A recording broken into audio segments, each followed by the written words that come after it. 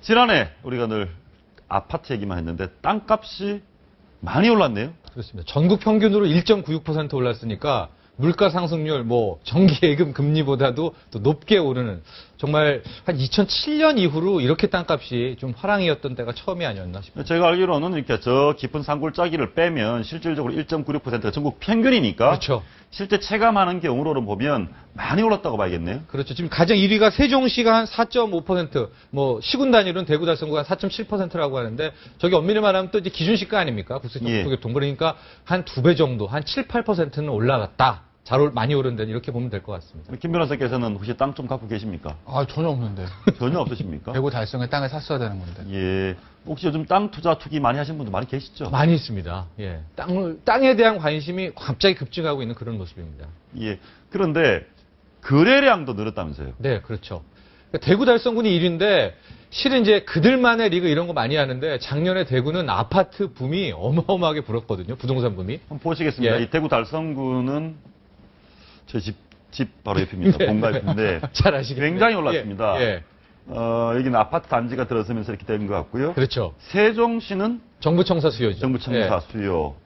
제주 서귀포는 어땠습니까? 이 중국인 관광객 수요, 또 거기에 개발까지 물려가지고 또 이제 한번 이 땅값이 예. 많이 집중이 된 거죠. 저는 나주시도 혁신도시가 있고 저는 예. 깜짝 관심이 같은 게 서울의 강남구, 예. 소위 말하는 이 부동산 가치를 척도가 되는 강남이 이렇게 4% 이상 올랐다. 이건 어떻게 해석해야 됩니까? 대단한 뉴스입니다. 이미 높은 땅값이거든요. 예. 거기에 또 4%.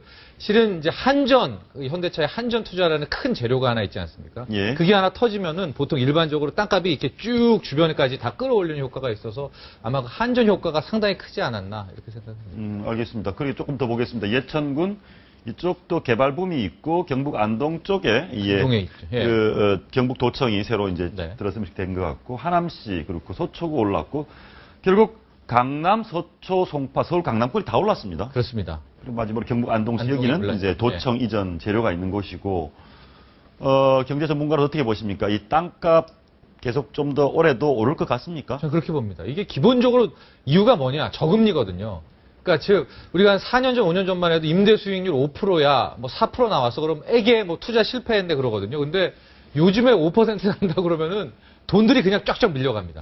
그러니까 지금들 왜 땅을 사냐? 어느 정도 이게 개발에 대한 욕구가 있기 때문이거든요. 예. 개발을 해도 은행 금리보다는 많이 나온다. 1%보다는 많이 나오겠지.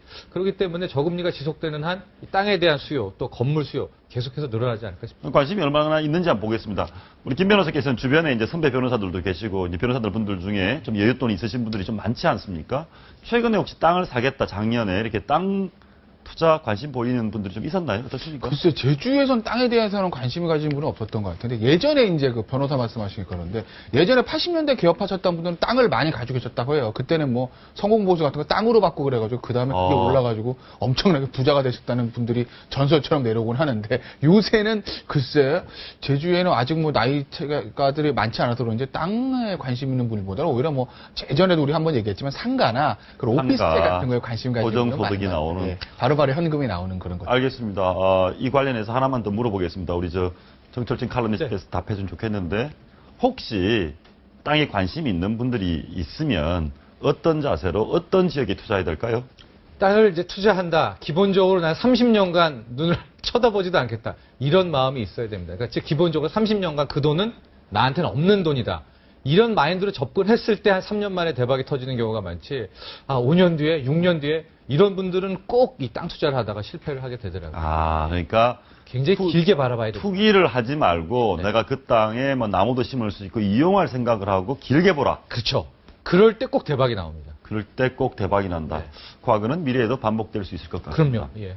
하나 더 보겠습니다. 이 야경인데 어딘지 아십니까, 여기? 해운대입니다. 부산 네. 해운대.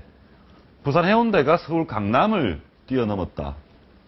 제가 아까 앞에서도 말씀드렸는데 해운대에 이렇게 아주 그 홍콩처럼 이렇게 발전하게 된 이유 어떻게 보십니까? 여러 가지 이유가 있는데 일단 해운대에 이 외국인 수요, 관광 수요가 같이 몰렸고 제2도시 아닙니까? 그러니까 이 부촌의 어떤 부가 또 해운대로 몰리는 트렌드도 같이 두 가지가 맞물려가지고 해운대가 집중 개발되지 않았나 이런 생각이 듭니다. 예, 우리 김민지 기자, 네. 친구들하고 놀러 가면 해운대 많이 갑니까? 어떻습니까?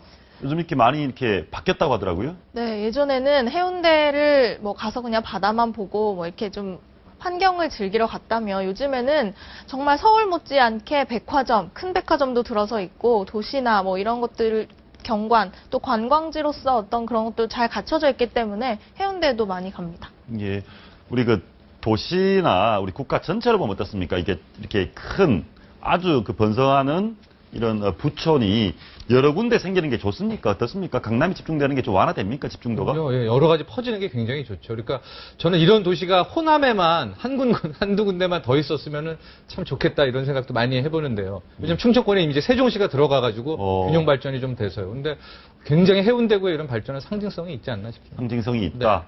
예, 지금 과거에 여기에 투자 목적으로 이 보이십니까? 이 초고층 주상복합 아파트에 투자하신 분들 많은데 이분들은 실패인가요? 성공인가요?